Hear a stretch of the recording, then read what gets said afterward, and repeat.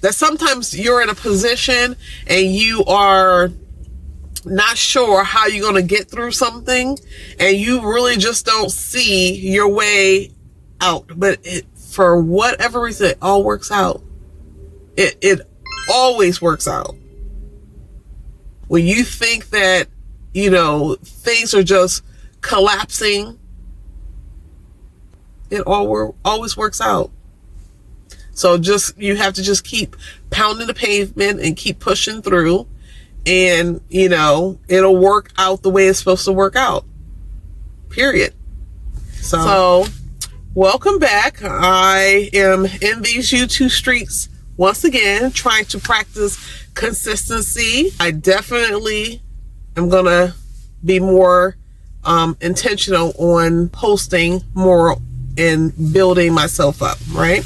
And getting through my fears. So, but one thing that I wanted to discuss for some time and share, maybe it can resonate with someone who could be going through something. I'm working in dialysis now, but when I first started in healthcare as a young person, I was about 19, I want to say. And that was after me working at McDonald's for 3 years, right? Crew trainer. If you know about it, you know. So I was a crew trainer at McDonald's for 3 years. And then when I was working at McDonald's, one of the customers said to me, I could see you doing healthcare, like being a nurse is what he actually said. I could see you as a nurse. And so something clicked to me, and I was just like, me as a nurse, because I kind of didn't really know what I wanted to do. And so when he said that to me, I said, okay, you know what? My thought was like, let me go and see if I can find a healthcare job. So what I did is I actually found a job working at a nursing home. This nursing home was a Catholic nursing home that I worked at, if I remember correctly, 3 years. So all in all, I worked at the nursing home for 3 years. And the reason why I started working at that nursing home is that I was tardy. I was tardy a lot. So there was a new company that came in, and if you were late from your lunch, called off for any reason, any reason, you could have a doctor's note, you still get a point. They introduce a point system. So you have people that were working there for 20 years that got let go from their job. So I knew my points had built up. I know my time is numbered. So I actually was working on my next move, and I actually worked and in the interim, I'm trying to go to school and be about my money, but the two just didn't mix for me. So I always focus more on work than school. So let's put that in the background. I focus more on work. I was more devoted to money versus my education. So, but all things work out how they're supposed to work out. That's the theme of this video. Things work out how I truly believe that.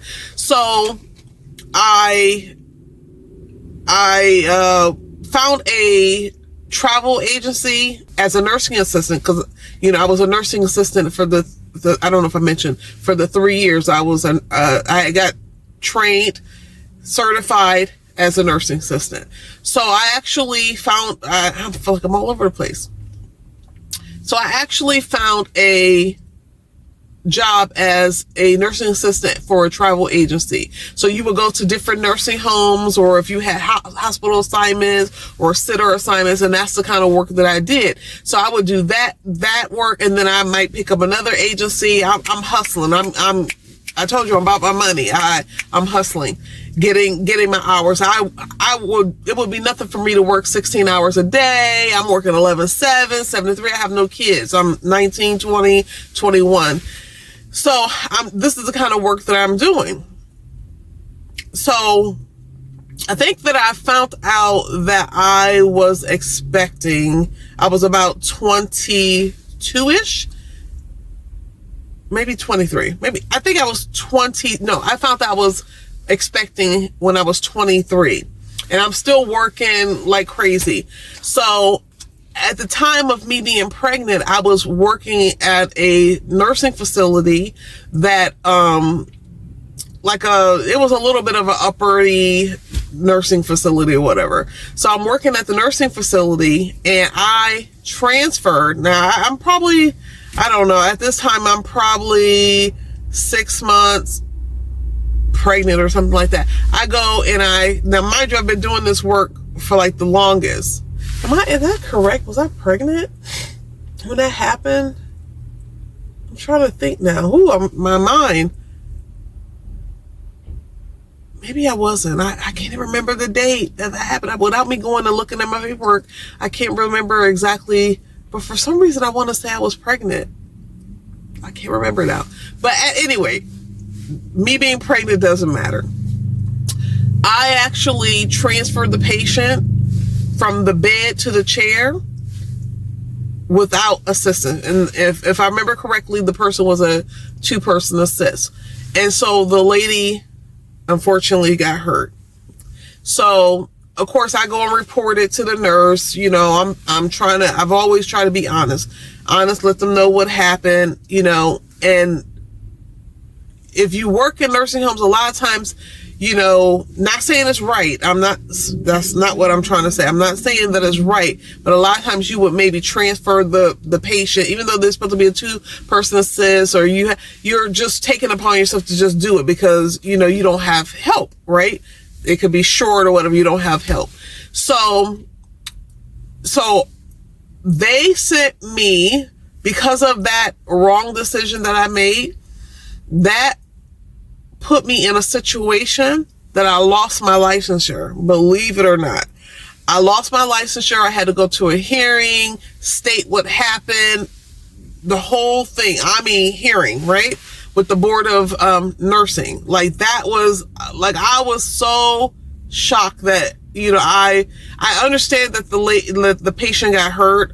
I do understand that, but never in my wildest dreams did I think like I would lose my licensure. Now, I've always say, looking back, I wish I would have had money at the time, so that I can go and fight it. Or, you know, I think if I would have had a lawyer, I think maybe the outcome would have been a little bit different, but I didn't take any legal representation. So that happened. And I actually, by the time all of that panned out and their decision, you know, I had to let the nursing assistant job go. I can't do the work anymore. And there was nothing, it wasn't anything criminal. It was just the licensure was like, basically, I can't remember, like, it was almost like the licensure was restricted. So I was not able to work in nursing homes. I couldn't do anything with the certified nursing assistant licensure. So once I was not able to do that anymore, I really was kind of just thinking, what are my options? Because, you know, this is what I've done. I actually was doing it for 10 years. So I decided, I think at the time, I'm just trying to recall some of this, because I haven't thought about this in a long while. I wanted to tell a story, but I hadn't thought about the details of it. So at the time, I'm really just kind of baffled. So, and I think I may have had to get like some public assistance to try to help me, because it really put me in a situation I wasn't prepared for, right? So my mom was helping me, my sister was helping me, you know, financially or whatever. And so I found a course for a hemodialysis technician course.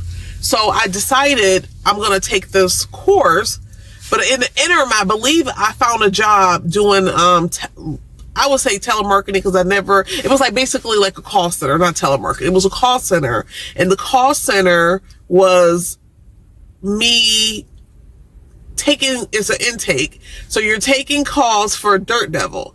And if you're basically, the job was, for people to call in. If they didn't know how to put their vacuum cleaner together, you had to look up the type of vacuum cleaner and actually help them, walk them through putting the vacuum cleaner together.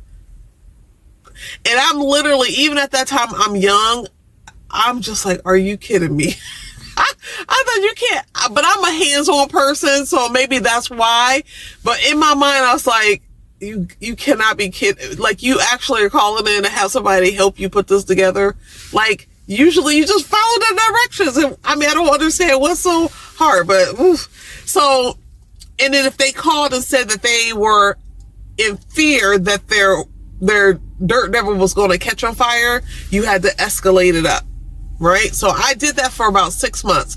I thought I was going to pull my hair out because I'm sitting at a cubicle and I'm just kind of like just stuck in this cubicle, and I got to put in for a bathroom break. I got to, like, you know, when can I go to lunch? And then you got to toggle between helping the customer, and calls are coming, help the customer, plus, you know, manage, you know, these emails from your supervisor or whatever. I did that for about 6 months, waiting on my licensure for dialysis because of the whole situation with the nursing assistant. I didn't think it would be an issue for me to go into dialysis, but all what happened is that I had to, once again, you know, meet with the board of nursing. I had to basically jump through hoops. I had to jump through hoops for them to make a decision whether I can work in dialysis. And what ended up happening is that I actually interviewed out of school. Like, when I was in school, I actually had a job, and because I didn't expect the hold up. Once I got held up, they had to let the position go to someone else. So now I'm waiting for the board of nursing, and I get the word from the board of nursing that they're going to let me practice in dialysis, but they're going to put me in probation. And they put me on probation, and I had to have the new manager sign off, you know. But when I actually interviewed with the manager, I told them what happened, and they said, it seems as though you were used as a scapegoat, because they couldn't believe that they took my licensure for that. You know, it wasn't like, usually maybe you would get fired from a job, you know, something like that happened, but not that they would take my whole license, you know. And I always felt, even at the time, like, you know, you have doctors and nurses that kill someone, you know. Although I know that happened, I don't want to come off as callous, because I'm not, but I just couldn't believe. I felt like, why so extreme? Maybe they could have sanctioned me for 6 months or a year, or maybe go to retraining or something. They just took the licensure, and that at the time, my feelings was really, really hurt. Like, I could not believe, because I've always considered myself a good worker, you know. So back to the dialysis, I had to be on probation for 6 months, you know. And I actually, what's crazy is, the weekend before I was supposed to start, I actually broke my ankle.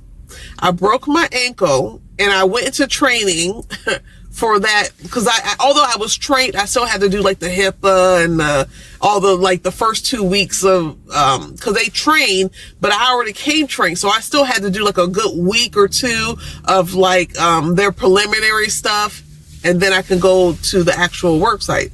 So I walk in there, and my ankle was broken, and they're literally like, okay, let me call your manager. So they called the manager, and the manager, you know what the manager said? We'll work with her. They said that they will work with me. I was so thankful, because they could have said, remember, the other place had to let the position go because, you know, they can't hold the position. They have a need.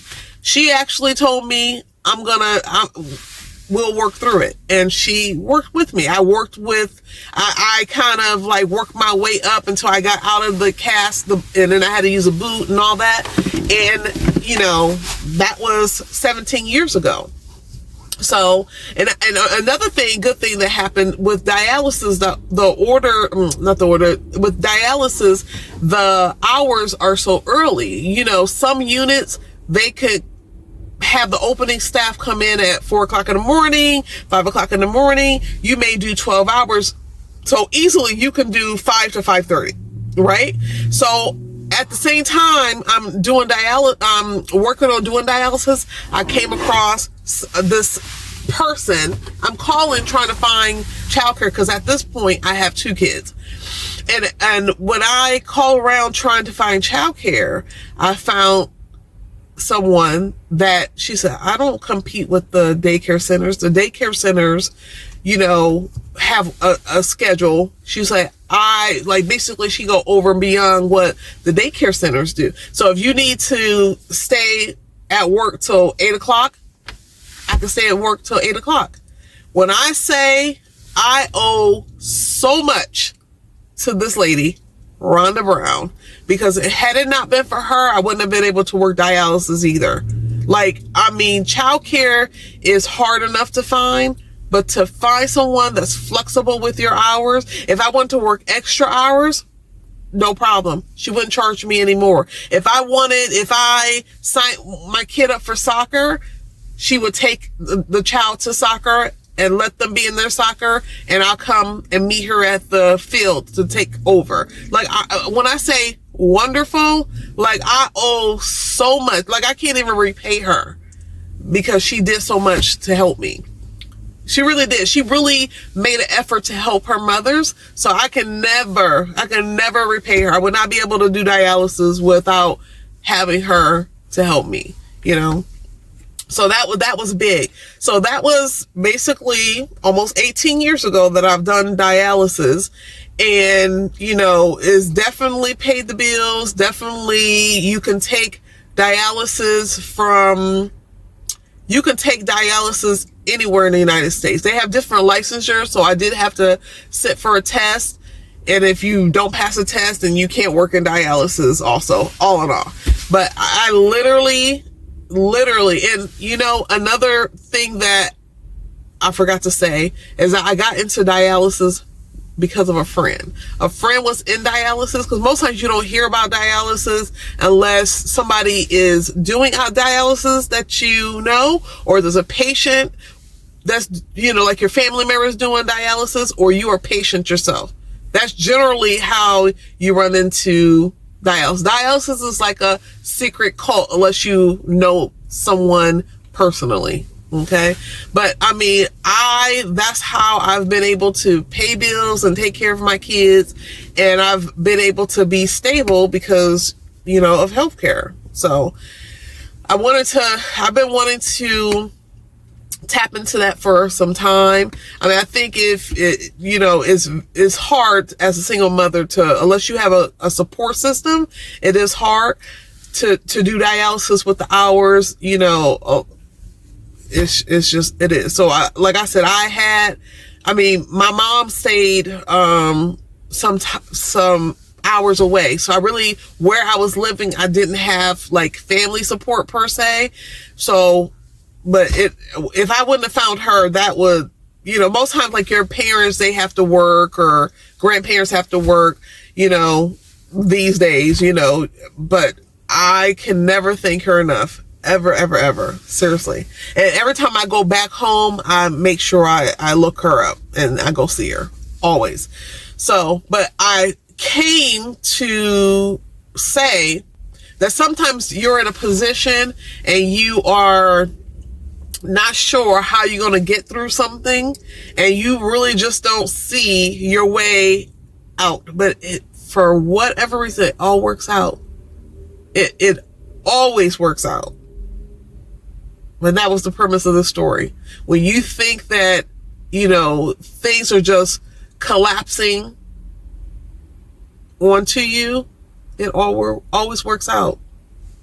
So you have to just keep pounding the pavement and keep pushing through, and, you know, it'll work out the way it's supposed to work out. Period. So that was the premise of me telling that story.